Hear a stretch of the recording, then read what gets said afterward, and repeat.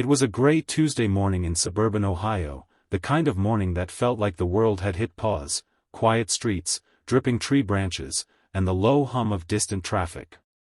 Ellie Harper, 23 and between jobs, stood in the checkout line at her local grocery store, cradling a box of cereal, a carton of eggs, and her thoughts. Life had been weighing heavily on her shoulders lately. She'd just moved back home after college, her mother was recovering from surgery, and despite sending out countless resumes, the silence from employers had been deafening. Still, she believed in small miracles, and in the idea that how you show up in the world matters, especially when no one's watching.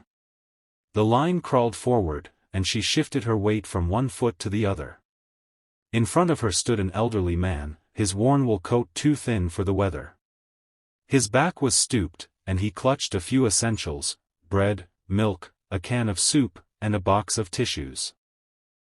His hands trembled slightly as he fished through his wallet, eyebrows furrowed in worry. The cashier, a teen with headphones half tucked into his ears, waited impatiently as the old man counted crumpled bills and loose coins. "I'm sorry," the man murmured, voice barely audible. "I think I'm short." Ellie's heart clenched.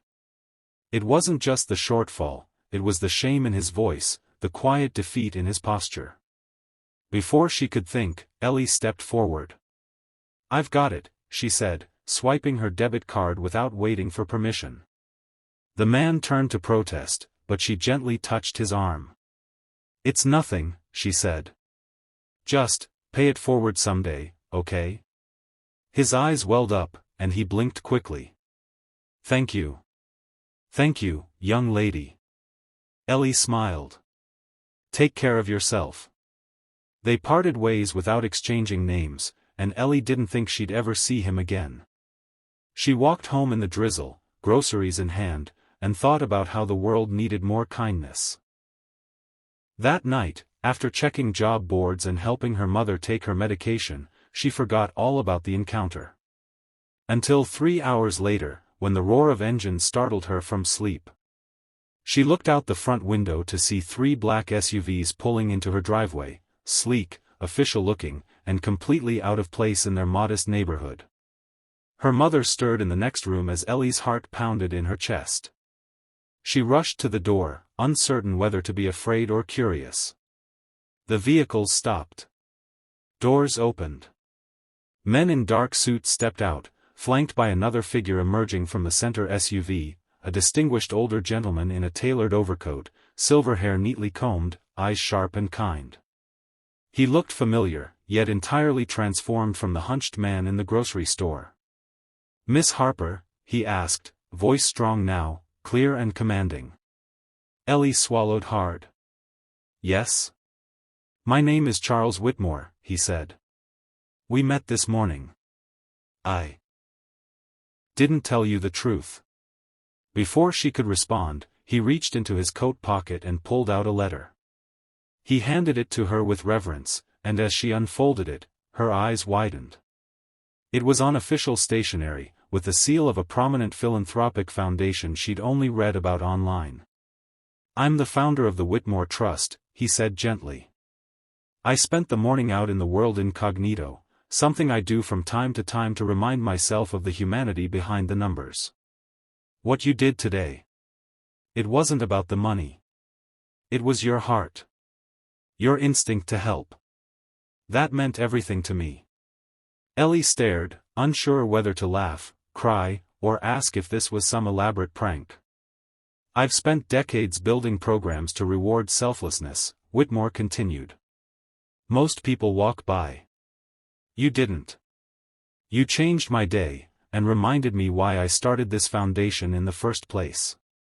He gestured behind him, and one of the men brought forward a folder. "This is a full-ride scholarship to the graduate school of your choice.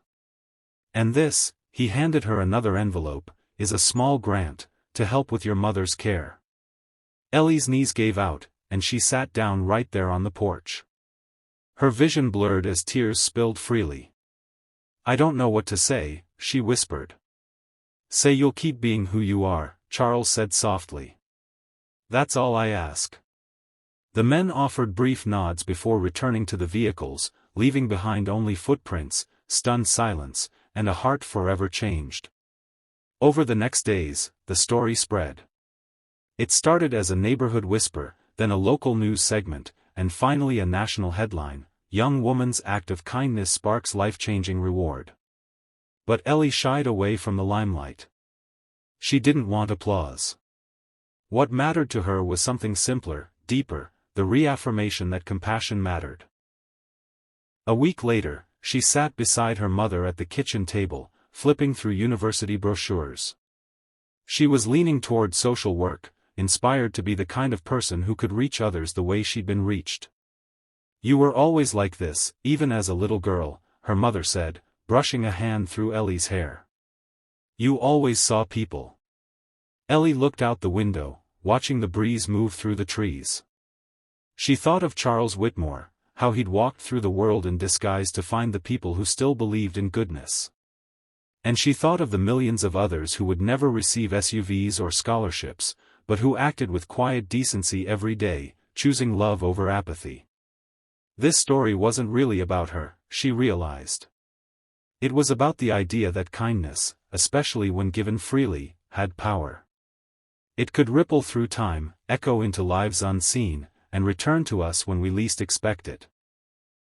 And maybe, just maybe, that was the miracle we were all waiting for.